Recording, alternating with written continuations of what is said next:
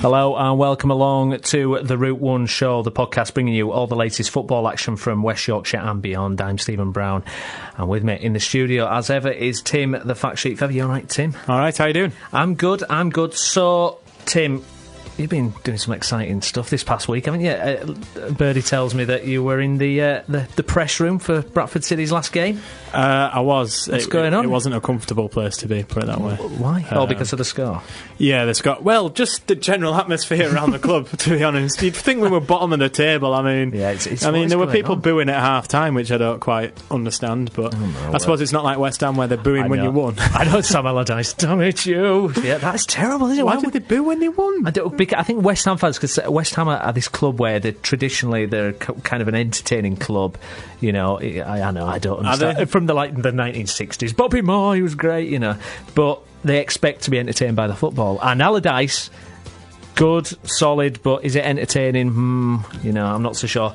I'd have him at Leeds, though. It was interesting waiting for Phil Parkinson. We waited quite a while for him. Right. And when he walked in the room, it looked like he just wanted to Jackie Chan someone. Just absolutely smack. You know, like... Really? You know, it strikes me as like... We'll go back to our wrestling days, right? You know when, like, Triple H had just been slapped and then face of just... And then he gets... The guy who slapped him just runs out the ring and Triple H is like, you know, on the ropes, trying to... that's what it was like. It's that sledgehammer. Yeah. It strikes me as like Parkinson could be very angry. Yeah. You need to ask Chappers tonight, why didn't he head the ball? Because the ball came towards me and Chappers palmed the ball away. Oh, really? And Bantam's banter behind us were telling him he should have headed it. Oh, he was getting a bit of grief, was he? He was getting grief on the Bantam's banter podcast. Well, we'll get Chappers questioned on that. Leeds this week, Tim, it's been another disaster. Yep. Another disaster. We've actually got a preview of our chat with Jen. I'll just listen to this preview. She's very upset, you see. You can imagine it's been another very difficult week, Tim. I don't know if you saw any of what was happening on Wednesday night on Twitter. It was unbelievable. I was at work scrolling through. I couldn't believe what I was seeing. JFH had been on the fans forum and were writing messages. I think Salim Patelli was registered on the Wacko forum as Paddy Kenny's number one, and he was defending JFH to the hilt. It's just absurd. What a weird situation. I can't think of another club that's been such a disaster. Except maybe Man United now. Yeah, well, they're taking your crown again on that. Everything Leeds try and do, Man U do better. You know, we had Cantona, they signed Cantona. We're rubbish, they're even worse. Stop being so bad. But, you know, holding the fort, because we're not doing very well as a region, are we, in general, but holding the fort is Guiseley and Halifax Town. Yeah. Incredible. Yeah, I mean, they've done well. They're surging up, aren't they? And we're actually going to chat with Halifax Town's Paul Marshall, aren't we, a little bit later. Should be a good interview. So that should be a cracker. We've actually got a preview of our chat as well with Andrew Hugo. There we go. So that'll be Andrew a bit later on as well. So we're gonna try and get on the bandwagon, Halifax Town bandwagon there, and also Guiseley. Can Guiseley do it, Tim? Do you reckon? Yes, I think the 1-0 win against North Ferriby was a top result. However, that they did get the setback of the 2-1 loss. They won. No, they won. Listen, you know Halifax don't lose these days. You mean Guiseley don't lose these days? Oh, Guiseley, sorry. Do you know what it is? It's because I was watching. I was doing the highlights for Park Avenue, and they were 2-1 down to Staley Bridge, and then it turned out. And then at the end of the game, I had like 5 minutes quickly to look, and it won 3-2. So back-to-back wins again this week. You know what? I'm gonna, boxing style, put a challenge out there. Who can stop Guiseley at the moment? Yeah, absolutely. Yeah, that'll be. Who have they got next, Guiseley? Let me just have a quick flick through the notes here. They've got Oxford. Well, that's going to be a win, isn't it? Yeah, well, we'll ask Colin. We'll find out from Colin, yeah. We will. So, coming up on the show, as mentioned, we've got an interview with Halifax Town's Paul Marshall, and we'll be getting all the latest with Andrew Pinfield from Halifax Town a little bit later on. And we've also going to be chatting to Phil Parkinson. It's a pre-record, but that was after their loss earlier in the week, as well as all our regular updates on the Bantams. We'll also have updates for Leeds United, Huddersfield Town, Bradford Park Avenue, and Guiseley as well. And we'll also preview all of this weekend's Premiership action.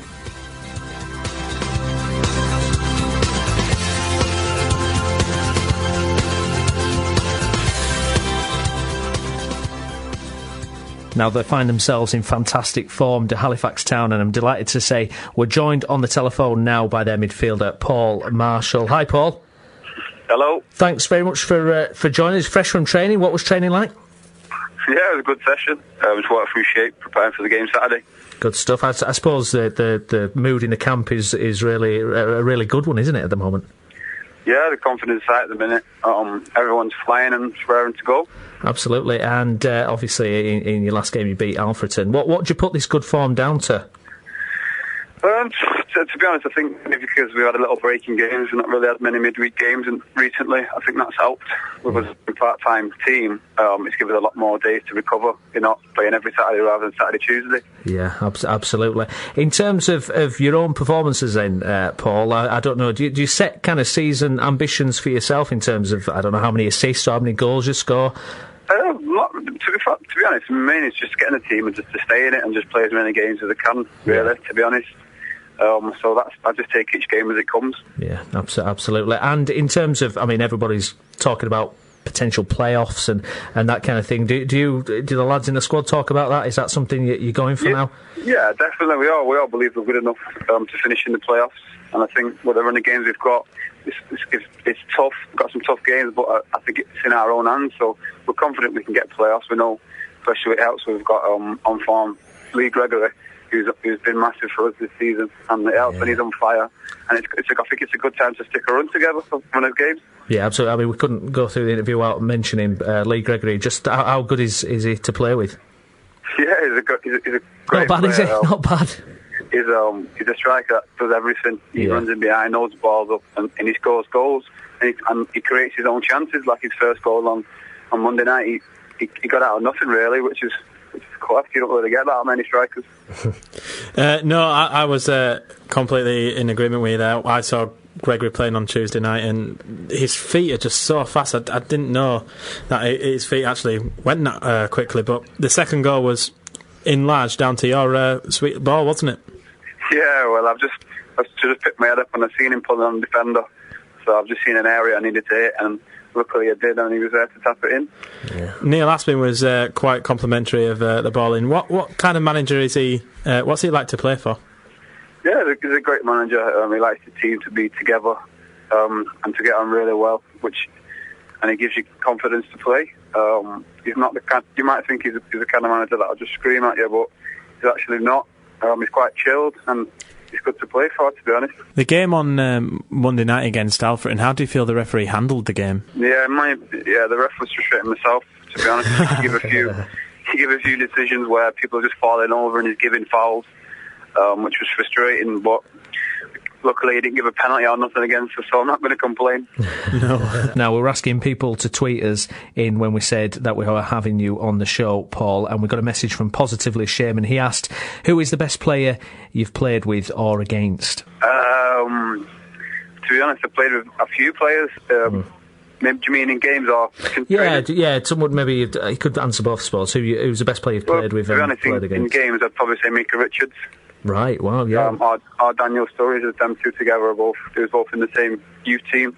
That was a good playing with them two. And I think in training for Carlos Tevez was amazing. Wow, fantastic. That's some big names there. Sturridge is obviously having an amazing season this year. Well, what was it about him that you spotted? He was always... I think he was just more focused and more driven than everybody else.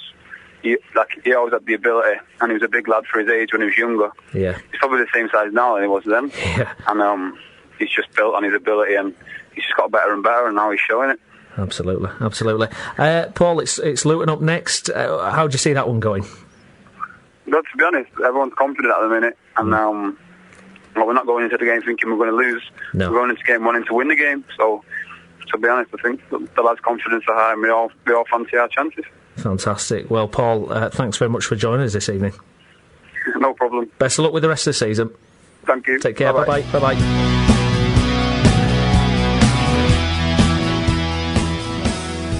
Right, well, we've just heard from Paul Marshall there, and now joining us on the line to discuss everything Halifax Town is our Halifax Town correspondent. It's Andrew Pinfield. Hi, Andrew. Evening, Steve. Thanks very much for joining us, Andrew. So, we have to start. It's exciting times, isn't it? It really is. The win on Monday's really boosted everybody at the football club, because Alfreton were third and we were just hovering around the last playoff position. and we put a comprehensive 2-0 win.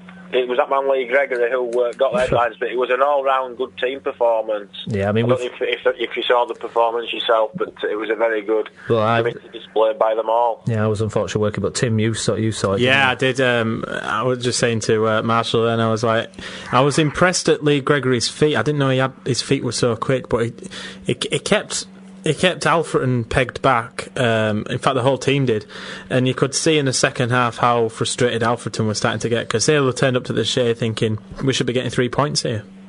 Well, that's it. But when teams come to the Shea, we know what an impressive home record we've got, and it was a well-deserved 3 points. Adam Smith on the right-hand side was creating problems. Ryan Crowd on the left-hand side, and Lee Gregory will always score goals if he gets the service. Now, the midfield trio, Paul Marshall's been playing particularly well, and when you've got Mike Pearson and Louis Maynard also playing well, it's a good midfield trio. So we've just got this form going at the right time of the season, which is very encouraging. So the big question is, Andrew, can they do it? Can they make it to the playoffs and even get promoted? Well, the big game Saturday, I don't know what Marcy said, but Luton's a massive game. Yeah. They're up at the top and the champions elect, and we've got a good home record, so it's got to be a cracking game on Saturday at this year. They've only lost 3 all season, home and away. We've only lost 1 at home all season. So if we do get the 3 points Saturday, then I'd say we could sneak into the playoffs. And we've got a game next Thursday night against another promotion contender, Braintree, who, as we speak, they're winning 2-1 at home against Nuneaton. So they'll be fighting for that playoff spot. One of the other teams in and amongst the playoffs, Forest Green, there. I'm watching the game on BT Sport now against Southport, and Southport are beating them. So it's all very much in the mix, because there's about 7 teams fighting for the last 3, 4 and 5 places. Yeah, I kind of whittled it down to maybe just a few less than that. I put Kidderminster, Barnet, Grimsby and Nuneaton, and obviously yourselves are in there as well.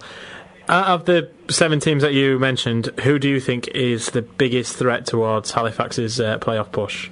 Well, I think Luton will win it, and Cambridge second, Grimsby third. I think Forest Green, although they've not played particularly well tonight, the pitches are a great lever at Southport. There's puddles all over the place.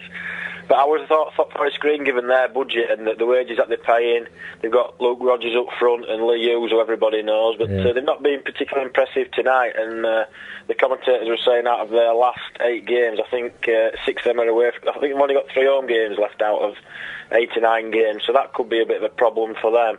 But no, we've got 4 at home, 4 away, so if we keep our home record going and maybe sneak a win at Southport.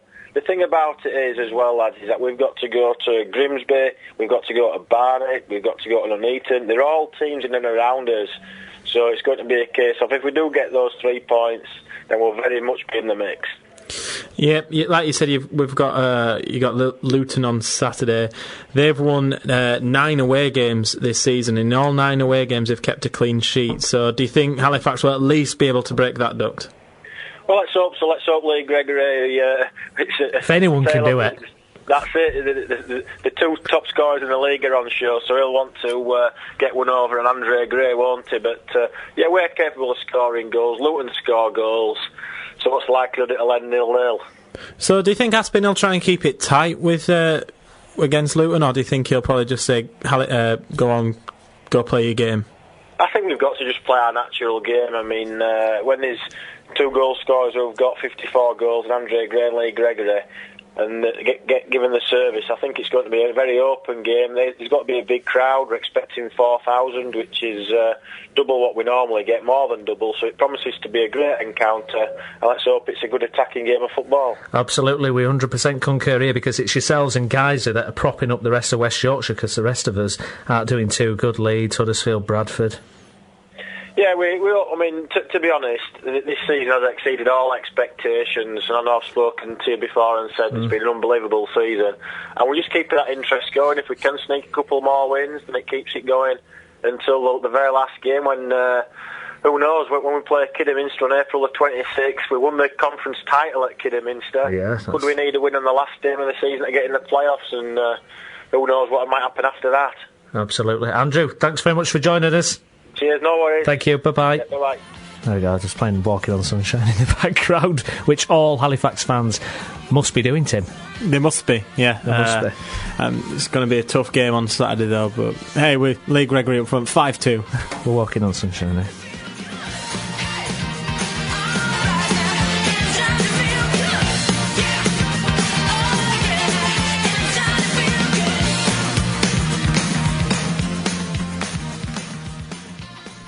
OK, we're having a look at Leeds United now, and joining us on the line is our Leeds United correspondent. It's Jennifer Berry. Hi, Jen. Hi, good evening.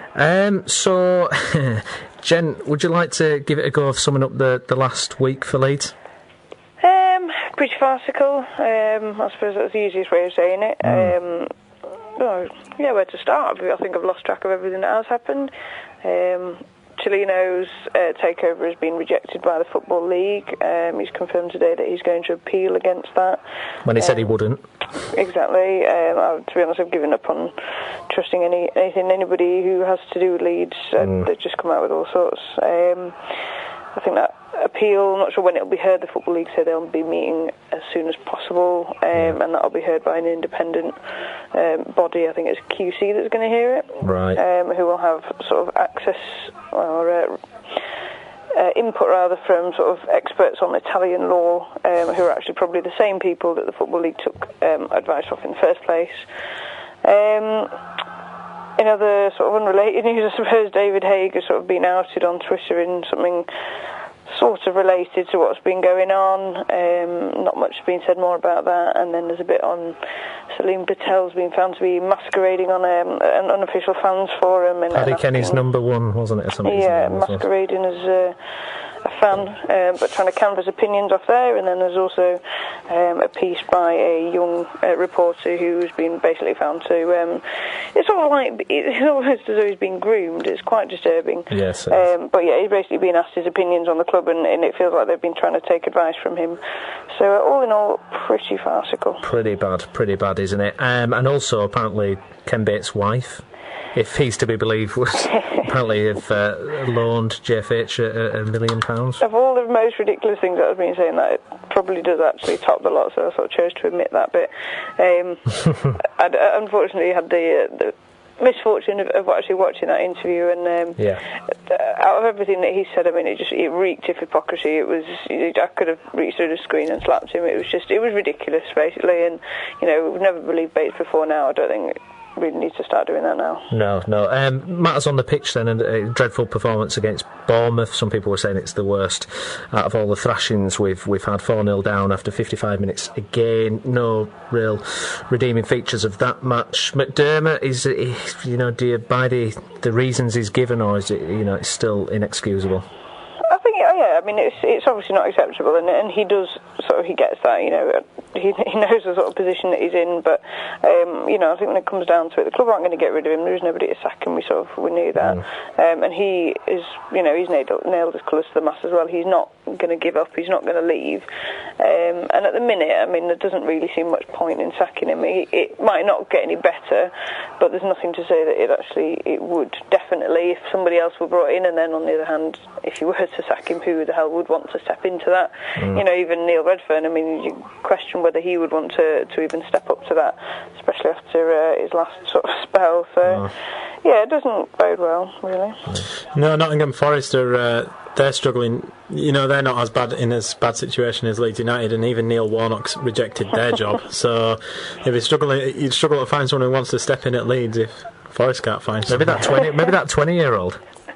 Absolutely, I guess. Well, I mean, they've even signed Lee Peltier, so it must be bad. Well, when they signed Lee Peltier, I was like, oh, Neil Warnock's nailed on then. But then Neil Warnock said no, and I think everyone else has gone, well, if Warnock said no, then... Yeah. Exactly, I think they must have thought, Warnock must know what he's on about. And then when that fell through, it was like, actually, why are we getting him again? But to be honest, I mean, I think I'm probably being a bit harsh on him. I don't think he's actually done all that much wrong. He had quite a while where he was played in the wrong position by Warnock. I think that was a bit harsh on him, and I think he does try his best, but I think on the other hand he is limited. But I think he did as much as he could have. But I think the stick that he's been getting probably a bit out of hand. Yeah, I mean, we saw earlier on in the season Huddersfield lost down at Bournemouth. Bournemouth on a Tuesday night is a horrible fixture for anyone to try, especially if you're from like West Yorkshire trying to get down there on a Tuesday. Exactly. I mean, to be honest, it was a credit to the fans again that they went in the numbers. I think it was actually the highest league following, and it was the longest journey as well. Something I saw earlier, which is, to be honest, is unsurprising, but it's still like, take your hat off to them. So. We're breaking records out with this season. We've never lost to Bournemouth before, and we're going to concede the most amount of goals. It's just what I don't know if you agree with it. I think this is the worst it's ever been. It's certainly in my lifetime. This is even worse than League One days. I think this is just absolute hell at the minute. I don't know what you think, Jen. To be honest, it sort of feels like that. I mean, even sort of when we went down to League One, we knew that we'd be able to get out of it eventually. Yeah. There was always that light, and there was always the possibility that we could, because we knew we had the players that could manage it. But it does sort of feel like it's just a black tunnel. There's no light at the end of it. And no. I think I said the other day, the light at the end of it that seems to be glimmering is probably a train. So. Absolutely. Predictions against Doncaster then, Jen? To be honest, with it being at home, I've got to put Leeds down for a win. But to be honest, I think, in fairness to McDermott, I don't think he should be using it as an excuse, but to be honest, it's hard not to. I mean, it's everywhere, it's enveloped everything, it's involving, every single person at the football club from the top to the bottom, so it's understandable that it will be affecting everybody at the club, so I'll take a draw at the minute. A draw, yeah, absolutely, I agree with that. Jen, thanks very much. No worries. Take care, bye-bye. There we go. Normally say to Jen at the end, I'm sure there'll be something good to report next week, and then we fall further into the mire, so I've not bothered this week. I'm a thoroughly depressed Leeds fan this week. It's like I say, it's the worst period of being a Leeds fan I've ever experienced. Relegation from the Premiership, relegation League One, this is it. This is the worst. Because it's just pure chaos. Tweet us if you've had worse. So, Donny, then, it could be 5-0 to Doncaster. I mean, it really could be 5. It could be 5-0 to Doncaster. They have had some good results of Doncaster. I mean, they won at home. They're not conceding, are they? They won at home to 2-1 to Watford, won at Huddersfield, won at Sheffield Wednesday. Although now Doncaster are 5 points above the relegation zone. Yeah. They might relax a little bit. Leeds will feel still they've got something to prove. I think just to try and get their position better in the league, to be honest. Yeah. And Leeds won at the Keepmoat 3-0 earlier on in the season, so you can take some solace in that. I'm going to go for a Leeds win. Leeds win, right? Doncaster 6-0, I think. Follow us on Twitter at The Route One Show.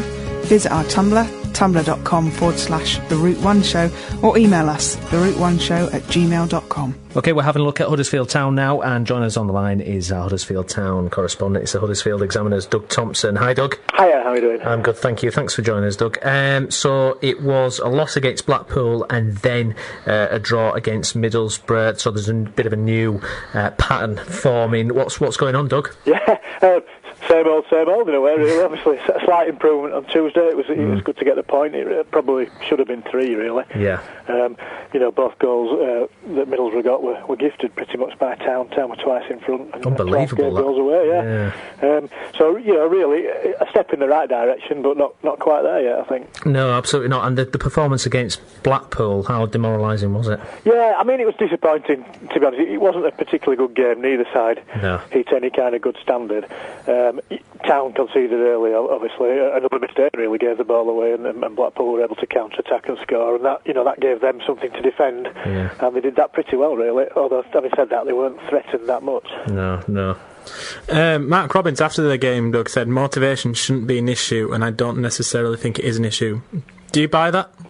Yeah, I think so. I think subconsciously it's always there, isn't it, in the sort of, maybe in the back of the players' minds that, there isn't that sort of desperate element hanging on it like there was last season. In fact, the last few seasons at Huddersfield, there's been something going into, right into the final games, and so it is something a bit different and something that, even the fans aren't used to at this stage.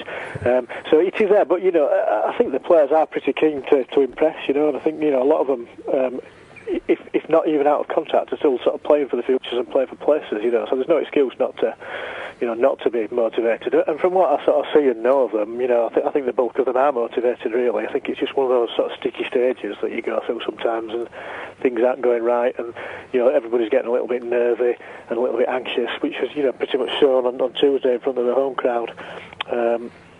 And they just need a win, really, just to sort of calm things down and just push them that little bit further up the table. Yeah, absolutely. I suppose a good point. Wells got a cracking goal, didn't he? Yeah, excellent. I mean, one of the bright spots of the recent sort of dismal run, if you like, has been Naki Wells' form. He's been excellent. A lot of good work. Not scoring goals, but the other aspect of forward play. Yeah. And he's getting his sort of sights back in for shooting. And it was a cracking goal the other night. Yeah, really good to see. Mm-hmm. It's turned out it's been one striker's gone one way and one's gone the other. John Stead has joined Bradford City today. For us Bradford City fans, Doug, do you want to give us a little bit about him? Yeah, I mean, to be fair, we haven't seen much of him since he came back. I mean, obviously we witnessed him coming through in the first place, and a sort of exciting young player. And going back all those years, it was Mick Wadsworth who gave him his chance. He was very much derided as a town manager, but I can remember very early in Mick Wadsworth's time him saying that he liked the look of John Stead. He was then a young kid coming through the academy. Obviously went and got a good move to Blackburn at a time when town fairly desperately needed some money. Just coming out of administration, and he had a great start at Blackburn. If you look back all those years, got England under 21 honours, and he's gone on to a string of decent clubs. He's been at Sheffield United, Sunderland, Ipswich, Bristol City most recently. It looked like a sort of dream homecoming for him when he came back in the summer, but he got injured in pre-season and never really sort of hit the ground running. And as a result of that, he's suffered in terms of trying to get his way into the side. Just to sort of rub it into the Leeds fans out there, he did of course score the winner. He's one goal since he came back. I was just about to mention that one. Oh dear, what a week! But for League One level, it should be okay, because he made 4 appearances at Oldham, so match fitness won't be a major issue, I don't think. No, and he's been playing in the development team fairly regularly and scored goals for him, which shows obviously he's an experienced lad, and he knows his way around the penalty area. I mean, he would argue that laterally at Bristol City, he wasn't really played in his best position. He was played as more of a sort of wide striker, which doesn't exactly suit the way he plays. He's a big sort of tall, fairly sort of beam Polish kind of lad, good in the air, but quite good on the floor as well. When he gets a chance. The goal he scored against Leeds, he was a nice turn and a good finish. So, just mention it again, Doug. Mention it again. I just can't help it. Yeah. But yeah, he's a good player. He's a really good sort of guy to have around the club as well. He's good with the younger kids. Passing on his experience, and I'd be pleased to see him get a few goals for Bradford and do well. Because he's been a bit unfortunate at Town. Really, circumstances have sort of compounded against him. So Reading up next, Doug. What are your predictions for that one? Yeah, very hard to predict. I mean, they've got a fairly awful home record. Town haven't got a particularly good away record. It's one of those. I mean, we went into the Middlesbrough game. Neither side could buy a goal pretty much, and there were 2 in the first 10 minutes, weren't there? So it's hard to predict. I mean, it's hard to see Reading going on such a bad, continuing such a bad run, particularly having lost to Barnsley on Tuesday. I think there'll, inevitably a bit of a backlash. And they've still got the playoffs to go for. Obviously, they need a win fairly badly. And you drew to Middlesbrough, so that you drew a loss tonight, Yeah, well, you'd have imagined so, yeah. But if Town can go down there and frustrate them, and their fans maybe just get them a little bit edgy. From what we can tell from their supporters, they're getting a little bit worried and a bit dissatisfied. But obviously with your home form not being great, that's not the best of ways to do things. So yeah, it'll be an interesting game. It's a long time since we've been down there. It's quite a nice stadium, an interesting side, Reading, in a lot of ways.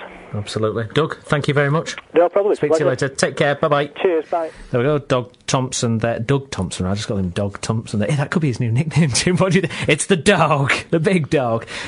So Huddersfield Town, Reading. I can see Town losing it, I think. Yeah, well, if you bear with me, that's not just biting back at Doug because he kept mentioning when Stead scored against Leeds. Yeah, well, the teams have gone to the Medeski this season, and they've picked teams that shouldn't have picked up wins, have picked up a couple of wins that you wouldn't really expect. So it can get done at the Medeski, I think. And, but it's going to be a really, really tough test, and Huddersfield need to be on top form. Yeah, absolutely. More from the big Doug next week.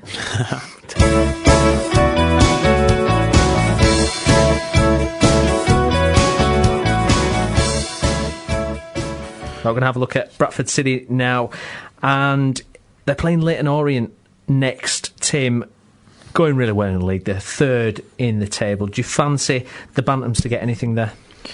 Well, teams have gone to Leyton Orient and they've ended up actually getting something from them. To get anything down there, it's going to be tough for City.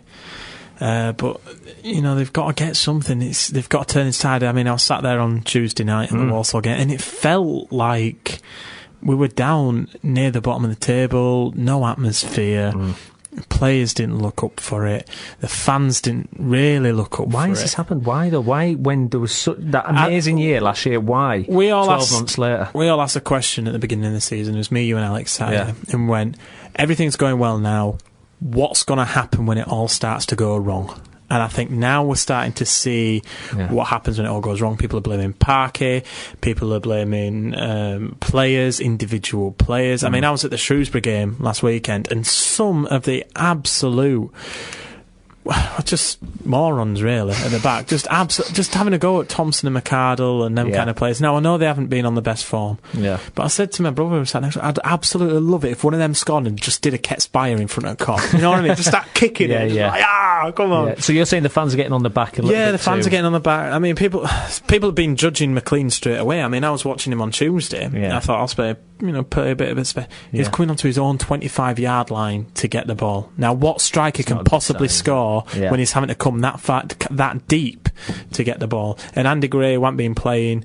I think a lot of people are comparing us to Rotherham and some of the other teams that have come up. But I think the circumstances that we've had this season, I mean, you could call it excuses, whatever, but I honestly think the circumstances, Naki Wells got injured, Davis got injured, then Wells decided he wanted to leave. Davis came back, but then as he came back, Meredith got injured. We've had a bug go through the club as well. I mean, this week he didn't have any central midfielders. He had to play a central defender in central midfield, and everyone had a go at him. But I was like, and everyone had a go at Parky for that decision. But, what can you do? What can you do? Well, we're going to hear from Phil Parkinson now. He was having a chat with our very own Pete Chapman after the Walsall game, and we'll hear from Pete in a couple of minutes as well.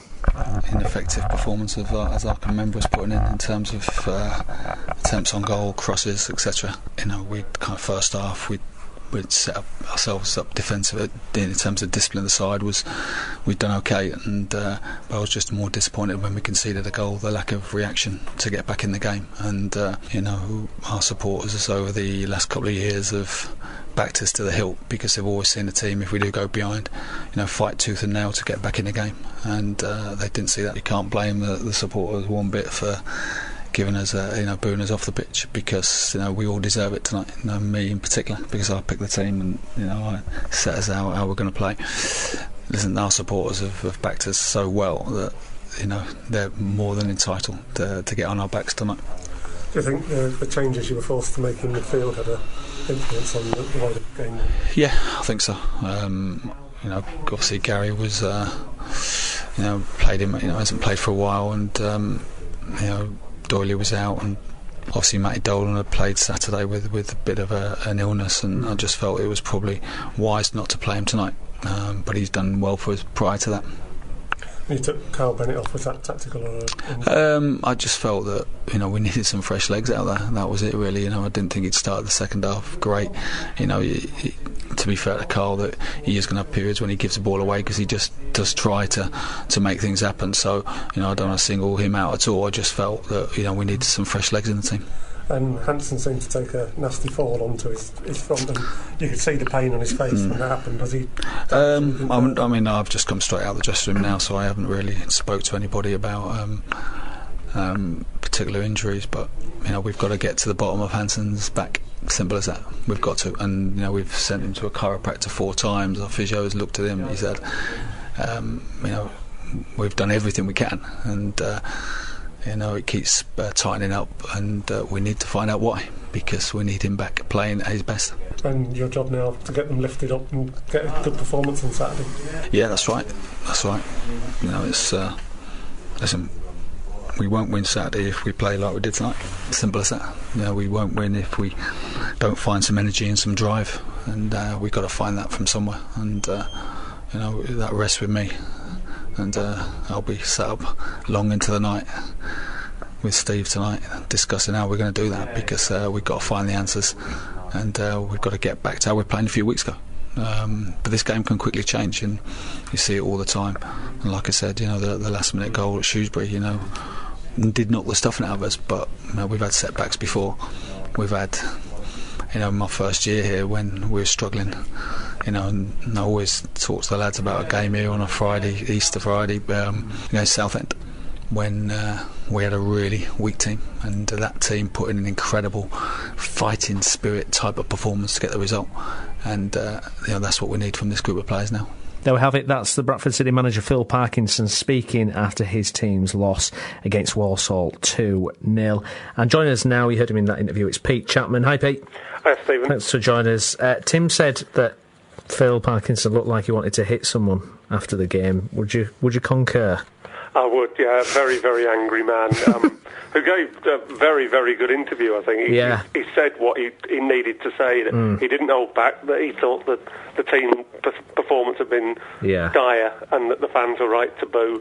I spoke to, it was Steve Parkin that came up today, and he said pretty much the same thing. It just wasn't good enough, and they've got to turn it round. And the fact is that there's 8 or 9 teams now that, and Bradford are part of that could go down.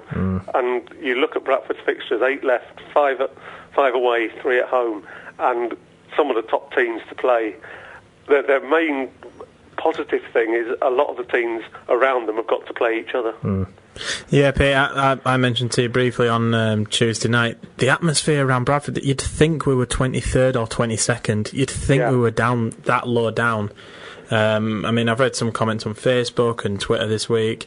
People complaining about choosing Matty Bates over Dolan. Would you be able to shed some light on that? There must have been something there where Dolan said to Parkinson, "I don't feel right." From what Steve Parkin said today, he wasn't fully fit from the sickness bug that he'd had, and Matty Bates has had it just before him, and it was thought that Matty Bates would be more able to cope with 90 minutes. Dolan came on towards the end, so it's one of those things. They didn't want to play Hansen, but Ollie McBurney was was ill, so they had to put Hansen on the bench. Decided to bring him on because it was that dire at one point. They didn't want to.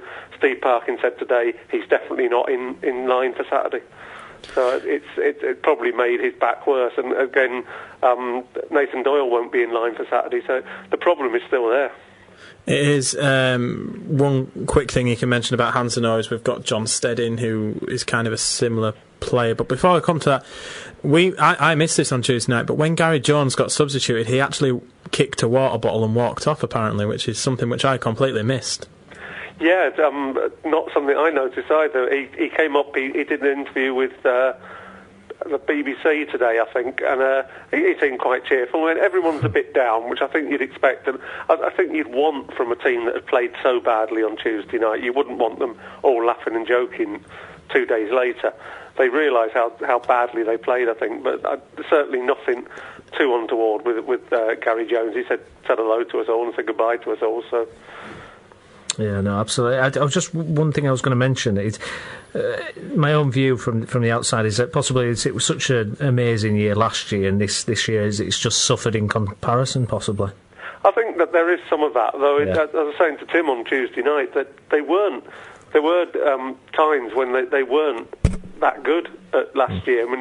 Certainly after the Exeter game, most people thought that was the end of the season. It was a fantastic end to the season and a fantastic cup run before Christmas and just after Christmas.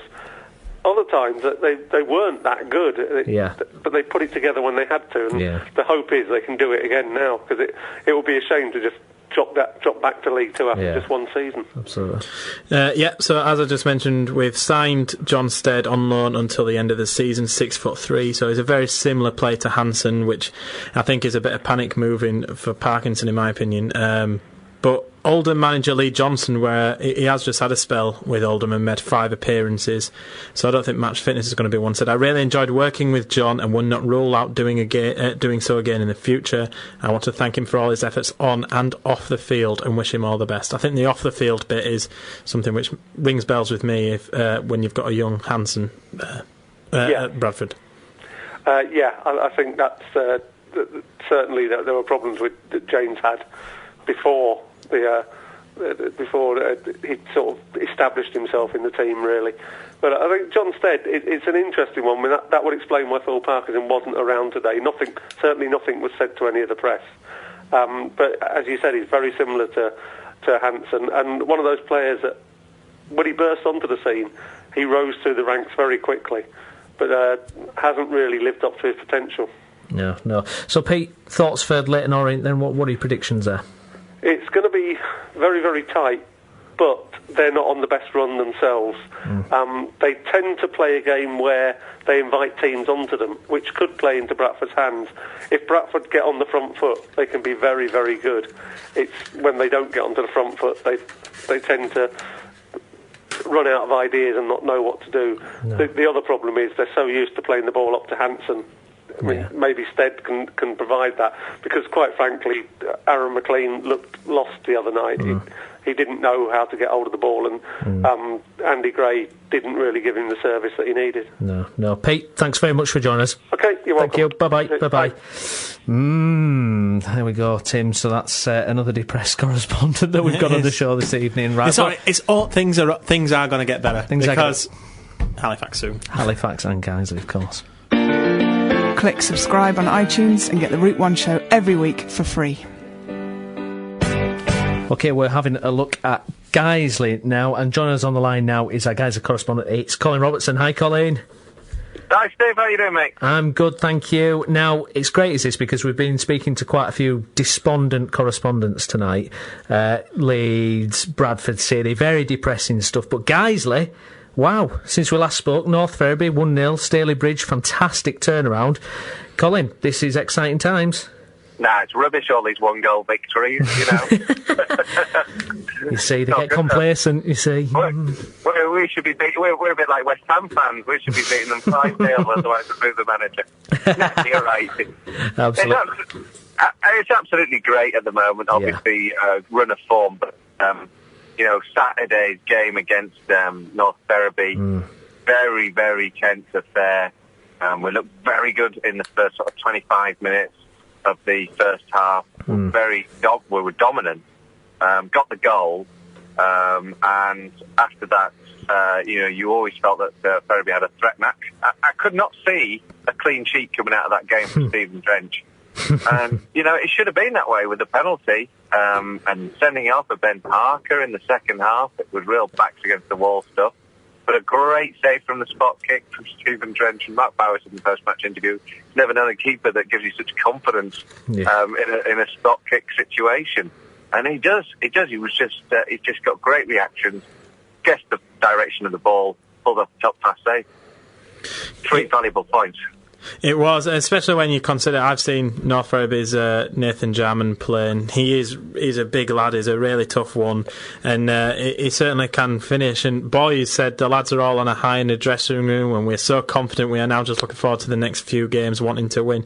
It sounds like they just can't wait. Like we were saying about the Saturday-Tuesday thing, it seems like the players can't wait, and they're loving the Saturday-Tuesday thing. Well, I don't know about that, actually. It was tough last night. It was a Wednesday night, actually, that we played this week, just because the fixture had to be knocked on 24 hours for the Man United derby, the Manchester derby. They didn't want the Manchester derby to be too badly affected by Staley Bridge Guiseley. Right. It's good to, showing respect. Nice. Last night, I felt the lads looked a little bit leggy at times. I think they've obviously had a very hard run in the games, and playing 10 men on a Saturday against the league leaders, it's going to take it out of you. And even if we had that extra 24 hours, we got into the lead. But Staley Bridge, full-time side, and they got plenty of players with plenty of energy, and they looked it throughout the course of the game. But the quality told really for Guiseley. We held on a couple of occasions. They had a couple of our ex-players in their squad, and they obviously had a point to prove. And, after going 2-1 down, couldn't see a way back in it. But all credit to the management team. They changed it round, brought on a couple of players in Danny Forrest and Alex Johnson, who were great to have on the bench. Players who by rights will think, got to be having a shout of a starting place. And that's probably just the biggest challenge is really how do you keep them satisfied on the bench. But when they came on, within 2 minutes, we'd gone from 2-1 down to getting a 3-2 lead, and it was a couple of moments of brilliance from the subs and Wayne Brooksby as well to turn it round. It's amazing, isn't it? This kind of, and it's the same with Halifax as well. This kind of momentum. It's such a powerful thing, isn't it? How good could this season be for Guiseley? Dare we say the P word? That could be promotion or playoffs, actually. Yeah.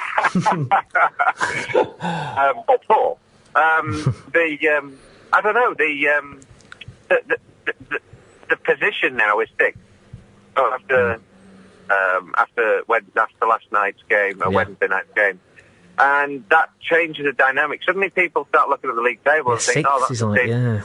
Yeah, you're right in there. Then And I think with the games in hand, still on the teams in there, albeit it's 1-2 games now. You just think, well, they're the team that's more likely to get in if you were looking at it as a neutral. So that changes the pressure. There's not been pressure now, but now suddenly, we got to prove ourselves on a different scale now, I think, in April. And, anything can obviously happen in the lottery of the playoffs. Absolutely. But it's on, isn't it, for getting in the playoff places? I know. Getting through them, that'll be a different question. Yeah, that will be exciting. Now, how do you think Mark will find that aspect of the game of management? It's his first year in charge. How do you think he'll cope with that, knowing him as well as you do, Colin? Well, I think he just will continue doing what he's doing. I know it's not a particularly exciting answer, but he's kept a cool head. His judgment has been proven on a couple of occasions this week, and I think that will be a real boost. I mean, the substitutes and the timing of the substitutes on Wednesday night was spot on. Yeah. The times that he's changed the front pairing around, not there's a pairing, but, the players that he's had playing up front around has so far worked out quite well. So, his decisions have been good, and the players that he's bringing in have been good. And so really, everything else kind of gets to be a little bit of a lottery. As long as you make the right decisions, I don't know what more you could kind of do as a manager. And he's not a screamer, he's not a shouter on the bench. I'm sure he gets frustrated, but he's very calm, very level-headed, and I think it'll just be a real test of nerve, really, going into the next few weeks. Predictions then for the Oxford game, Colin? Well, they've been battered 4-0 a couple of occasions in the last week.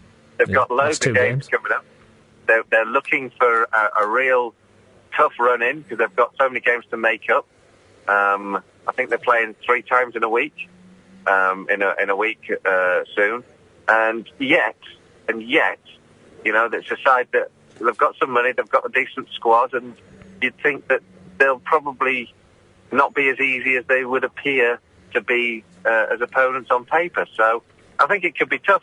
And to be honest, to come away with 3 points on Saturday would be a very big result away at Oxford. Fantastic. Colin, thanks very much for joining us. Cheers, guys. Speak to you next week. Take care. Bye-bye. See you later. Ta-ra. There we go. Colin Robertson, our guys, the correspondent there. Very happy. Colin Robertson, and as well as why not? Be. Yeah.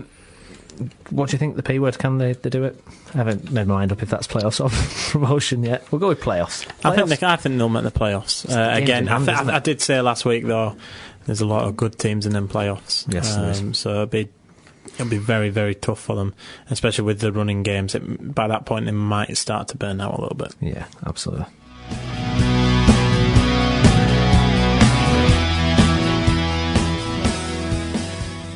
OK, we're having a look at Bradford Park Avenue now, and joining us on the line is our Park Avenue correspondent. It's Chris Bell. Hello, Chris. Hey, mate, you're right. Who celebrated his birthday recently.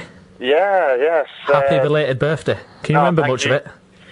Yeah, surprisingly more than you'd expect. Good night, though. You missed out, Steve, you missed out. I know, I was all over. I paid the price, so I was very ill for the next couple of days after. Oh, well, I'm glad to hear it. I got...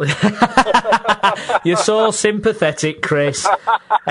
Anyways, let's get down to business. Park Avenue were on a decent little run, weren't they? And then Altrincham happened. Yeah, exactly. That pretty much sums it up, quite frankly. Then Altrincham happened.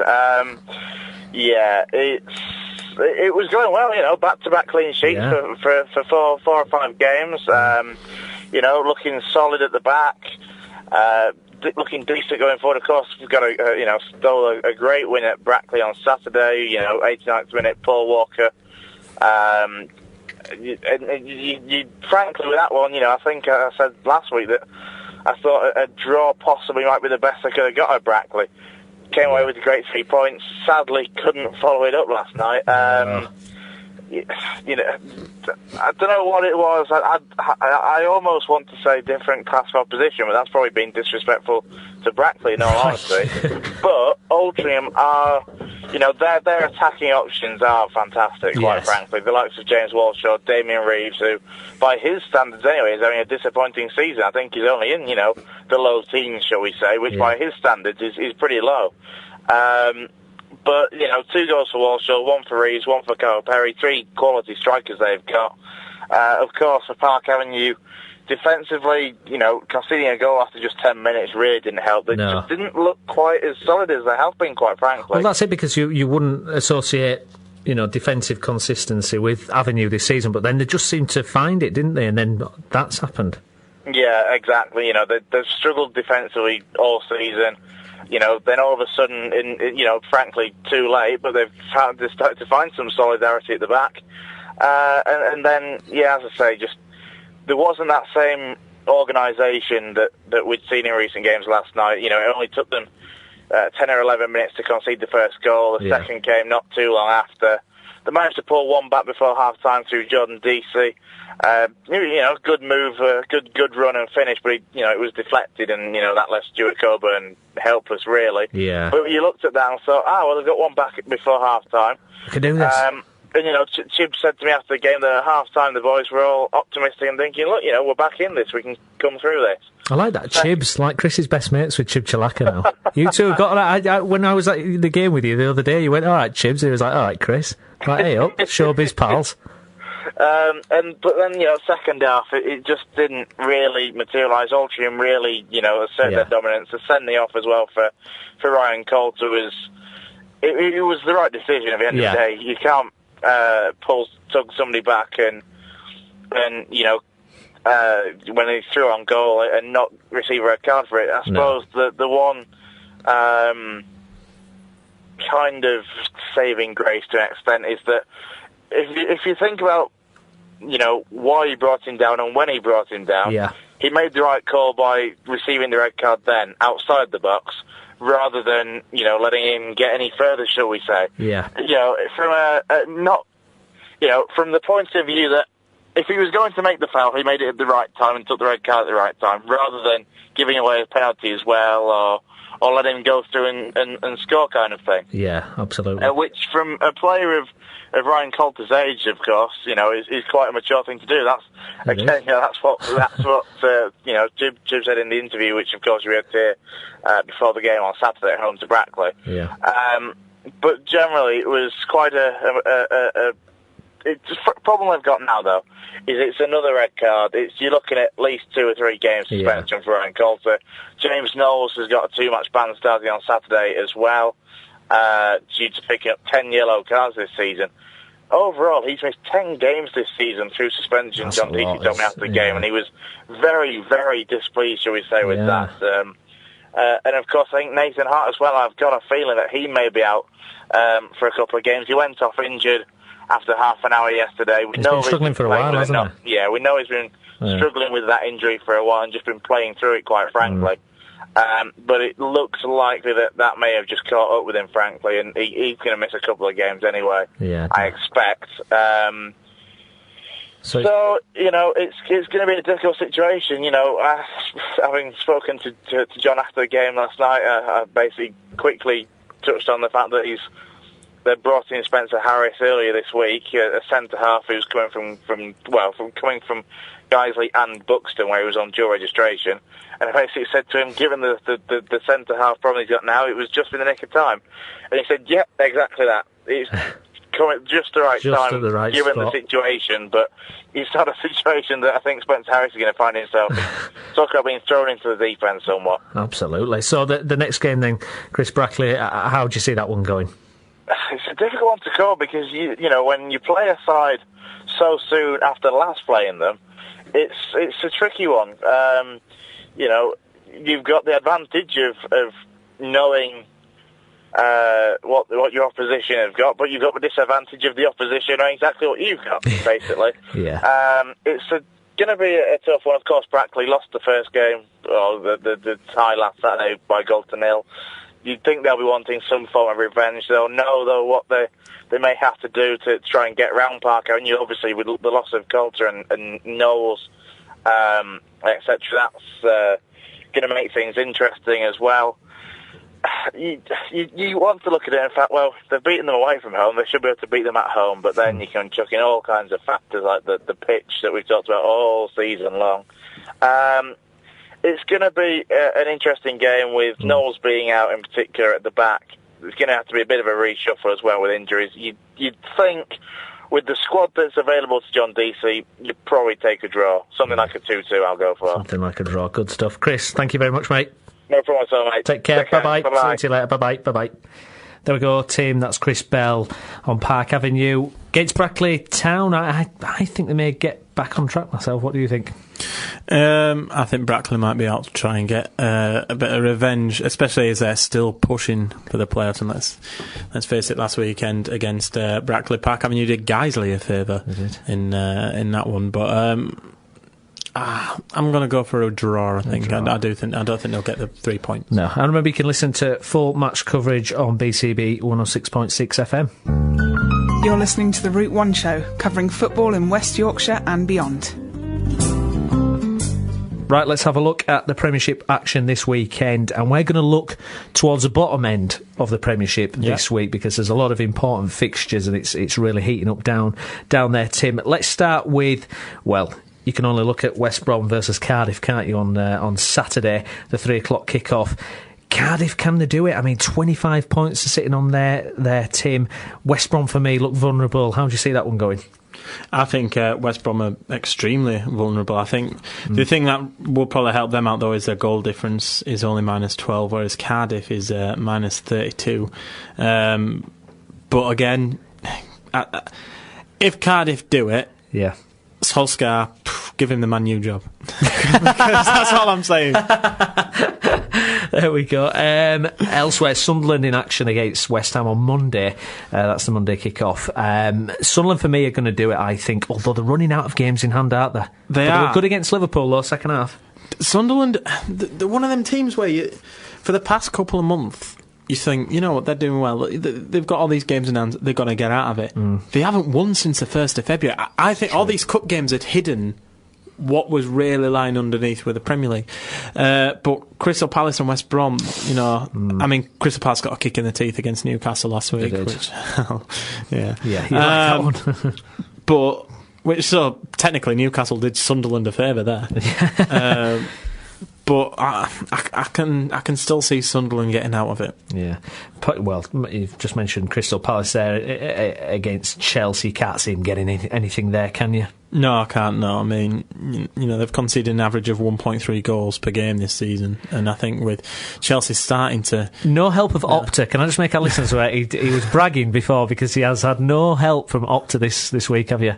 I've had a little bit of help for Crystal Palace, no. I've used other sources. But no, Chelsea are starting to get into that run of form, especially up front, which is where they've been struggling all season. They seem to be finding some ease there now. Absolutely. So it's dead tight at the bottom there. Just briefly mention, because it's a game at the top of the table, Arsenal versus Manchester City. Are Arsenal going to get another pasting? Yeah, I think so. I think the confidence Man City will have taken from Tuesday night against Manchester United will just go straight into the Arsenal game. Although Arsenal have seemed to have managed to have avoided a couple of disciplines there, haven't they? Yeah. I think Oxlade-Chamberlain hasn't been banned. Yeah. Oh, I was going to say we were going to have to make some Kieran Gibbs jokes on air, but we've forgot it, haven't we? Never mind. If there was any crapness in this week's show, blame Gibbs. It's too late now. Too late for all that. Yep. Final question for you, Tim, before we end the show. Can Liverpool win the title? Yes. Will Liverpool win the title? No. I sneaked another question in there. I don't think so, no. For me, a lot of people are mentioning Man City because of the amount of games they've got in hand. Liverpool, maybe not this season, but definitely next season. And people are talking about if Liverpool don't win the title, it's a failure. For me, just breaking that glass ceiling into the top four. Absolutely. I mean, I think that step by step, but Liverpool fans are loving it at the moment. Liverpool's loving it. I think they've got a lot of people on their side out there. I think I am. I'd like to see Liverpool win the title, definitely. I'd like to see someone different like Liverpool win the title. However, and without just Mourinho's been in this position in lots of different countries, in lots of different situations. I think he might just have enough to seal it for Chelsea. I think you might be right. Before we go, we should mention the website. Yes. It's now up and running. If you would like to go visit, we will have interviews on there. We've got the latest blogs on there. We're going to have all our interviews up, hopefully, by this time next week, aren't we? By this time next week. Blackwell, Ritchie Humphreys. Yep. PFA chairman there. Yeah. Probably have Paul Marshall's interview from this week maybe on there as well. So absolutely. So we'll be writing blogs on there. I wrote one about Andre Mariner. You can subscribe. And my Leeds blog, you said, why do you write that? I said, I'm writing a Leeds one. I got halfway through, and then the madness of Tuesday, Wednesday happened, and I was just like, I basically have to research the entire thing all over again, because I was going to do a brief thing about Cellino failing the Football League test. No, that wasn't enough. It all went... Well, you can write. You can write an appeal for him. Yeah, well, some people have done that on Facebook. So that's your lot for this week on the Route 1 show. I've been Stephen Brown, and with me has been Tim Feather. Thank you, Tim. Thank you.